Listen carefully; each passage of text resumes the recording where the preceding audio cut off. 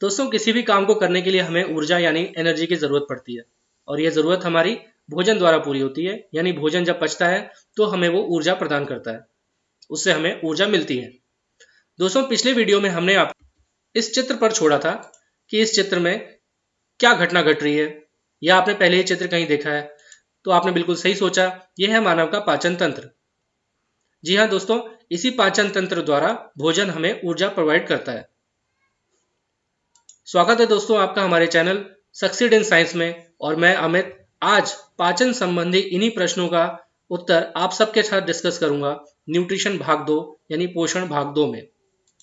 दोस्तों, पाचन को हम इन चरणों में डिवाइड कर सकते हैं जिससे पाचन की क्रिया समझने में काफ़ी आसानी होती है, जिसमें इंजेशन, डाइजेशन, एब्जॉर्प्शन, एसिमिलेशन और इजेशन सम्मिलित हैं। इनका अर्थ है भोजन का अंदर लेना मुंह के अंदर, उसके बाद में उसका पाचन पूरी एलिमेंट्री कैनाल में होना, फिर क्षुधांत्र यानी स्मॉल इंटेस्टाइन और लार्ज इंटेस्टाइन में उसका अवशोषण के बाद स्वांगीकरण यानी एसिमिलेशन यानी पचे हुए भोजन का जरूरी कोशिकाओं तक पहुंचना, और अंत में वेस्ट प्रोडक्ट का गुदा द्वारा बाहर निकल जाना। तो दोस्तों, मानव पाचन तंत्र यानी human digestive system buccal cavity यानी मुख द्वार से लेकर गुदा द्वार तक होती है। इसके अंदर ये सारे ऑर्गन्स होते हैं और कई सारे ग्लैंड्स भी होते हैं, और ये सभी सम्मिलित रूप से भोजन को पचाने का कार्य करते हैं। और इस पूरी आहार नाल की लंबाई लगभग 8 से 10 मीटर होती है। सबसे सर्वप्रथम भोजन हमारे मुख गुहा यानी बक्कल कैविटी में आता है, और बक्कल कैविटी में आने के बाद भोजन दांतों द्वारा चबाकर छोटे छोटे कणों में बदल दिया जाता है।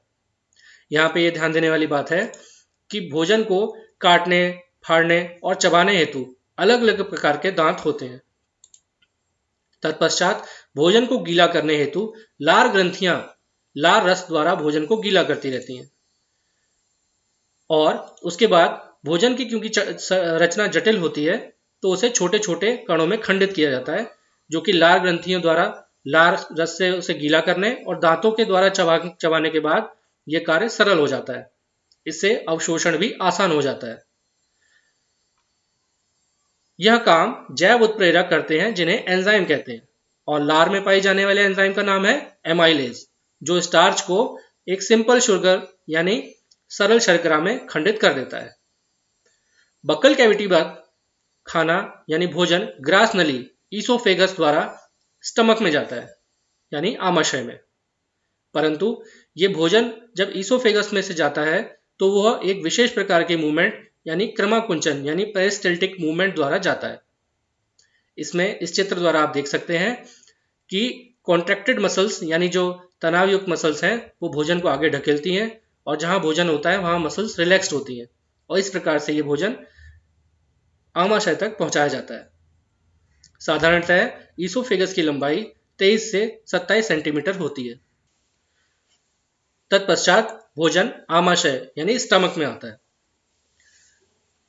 जैसा कि चित्र में दिखाई दे रहा है, स्टमक यानी आमाशय अंग्रेजी के जे की आकृति का होता है, और इसमें हम स्टमक को 3 भागों में बांट सकते हैं: कार्डियक, फंडस और पाइलोरिक। आमाशय की भित्ति में उपस्थित जठर ग्रंथियां यानी गैस्ट्रिक ग्लैंड्स पाचक रस यानी डाइजेस्टिव जूसेस का श्रवण करती हैं। इनका नाम पाचक रस इसलिए क्यों कहा जाता है क्योंकि ये भोजन के पाचन में सहायक होती है। इस पाचक रस में हाइड्रोक्लोरिक अम्ल, पेप्सिन और श्लेष्मा यानी म्यूकस होते हैं। ये तीनों मिलकर पाचक रस यानी डाइजेस्टिव जूस बनाते हैं।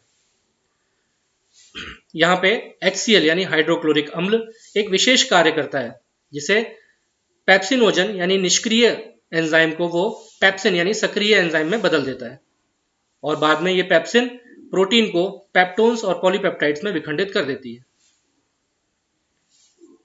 हाइड्रोक्लोरिक अम्ल का एक महत्वपूर्ण कार्य यह भी होता है कि वे भोजन में उपस्थित जीवाणुओं को मार देता है और भोजन को सड़ने से भी बचाता है। अब चूंकि इस पूरे स्टमक में HCl यानी हाइड्रोक्लोरिक अम्ल है, अतः अंदर की लाइनिंग्स को भी सुरक्षित करना अति आवश्यक है, और यह कार्य संपादित किया जाता है श्लेष्मा यानी म्यूकस द्वारा। अगर म्यूकस किसी भी जगह से हट जाएगा तो HCl उस अंदर की परत को नुकसान पहुंचा सकता है, जिसे अक्सर हम अल्सर भी कहते हैं। बच्चों, क्या आपने कभी एसिडिटी की शिकायत के बारे में सुना है? आमाशय के बाद भोजन क्षुद्रांत यानी छोटी आंत में प्रवेश करता है और आहार नाल का यह सबसे लंबा यानी 6 से 7 मीटर लगभग लंबा भाग होता है। छोटी आंत मांसाहारी और शाकाहारी अलग अलग जंतुओं में उसकी लंबाई अलग होती है। मांसाहारी में पाचन सरल होता है, इसलिए छोटी आंत का लंबाई छोटी होती है और शाकाहारी में इसकी लंबाई अधिक होती है। वास्तविक पाचन या कहें तो संपूर्ण पाचन प्रोटीन, कार्बोहाइड्रेट और वसा का छोटी आंत यानी क्षुद्रांत में ही संपन्न होता है। क्षुद्रांत यकृत और अग्नाशय से स्रावण प्राप्त करती है।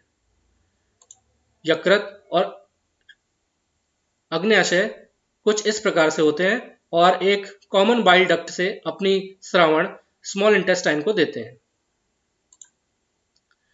लिवर बाइल जूस जो कि भोजन को क्षारीय और वसा पर क्रिया करता है। यहां पर यह समझना आवश्यक है कि बाइल जूस भोजन को क्षारीय क्यों बनाता है, क्योंकि पैनक्रियास से निकलने वाली सेक्रीशंस क्षारीय यानी बेसिक मीडियम में ही कार्य करते हैं और जो भोजन आमाशय से आता है वो एसिडिक होता है, इसलिए उसे बेसिक बनाने का कार्य बाइल जूस करता है। बाइल जूस फैट यानी वसा का एमल्सिफिकेशन भी करता है, जिससे उसका पाचन सरल हो जाता है। तत्पश्चात पैनक्रियास से निकलने वाली पैनक्रेटिक जूस, जिसके अंदर ट्रिप्सिन एंजाइम होती है, प्रोटीन का विखंडन करता है और लाइपेज एंजाइम एमल्सिफाइड फैट का विखंडन करता है। अंत में आंत की अपनी आंतररस से यानी इंटेस्टिनल जूसेस से प्रोटीन, कार्बोहाइड्रेट और फैट का फाइनल विखंडन amino acid, glucose, fatty acid और ग्लिसरॉल में होता है। अंदर से देखें तो स्मॉल इंटेस्टाइन यानी क्षुद्रांत छोटी आंत के अंदर कुछ इस प्रकार से फिंगर लाइक प्रोजेक्शंस यानी उंगली जैसे प्रवर्ध होते हैं, जिन्हें हम विलाई कहते हैं। और इन विलाई के ऊपर भी जब छोटे छोटे और प्रवर्ध होते हैं, उन्हें हम माइक्रोविलाई कहते हैं। इन विलाइज का कार्य यह होता है, इन दीर्घ रोमों का कार्य यह होता है कि ये अवशोषण की सतह का सतही क्षेत्रफल बढ़ा देते हैं, यानी क्षेत्रफल बढ़ाने से अवशोषण अधिक से अधिक हो सकता है। इनमें अगर हम देखें तो रुधिर वाहिकाएं होती हैं जो कि बाद में एसिमिलेशन का कार्य करती हैं।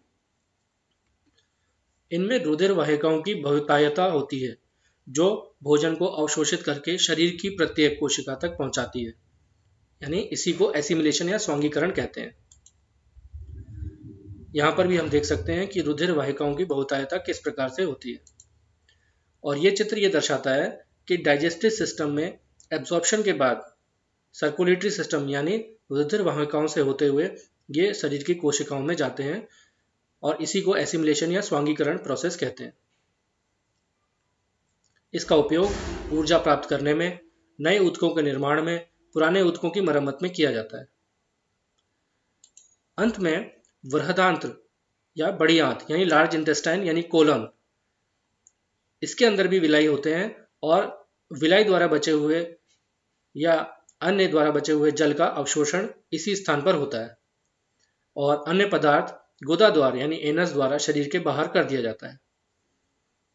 इसी वर्ज्य पदार्थ यानी वेस्ट मटेरियल का बहिक्षेपण गुदा अवरोधिनी यानी एनल स्फिंक्टर द्वारा नियंत्रित किया जाता है। ये कुछ मसल्स होती हैं जो वेस्ट मटेरियल के बाहर निकलने को कंट्रोल करती हैं। इन सब वीडियोस को देखने के बाद, इन सब तथ्यों को जानने के बाद क्या हम सब प्रश्नों के उत्तर जानते हैं? इन प्रश्नों के उत्तर ढूंढिए और अपनी कॉपी में नोट डाउन कीजिए। बच्चों, क्या श्वसन और पाचन में भी कोई संबंध होता है?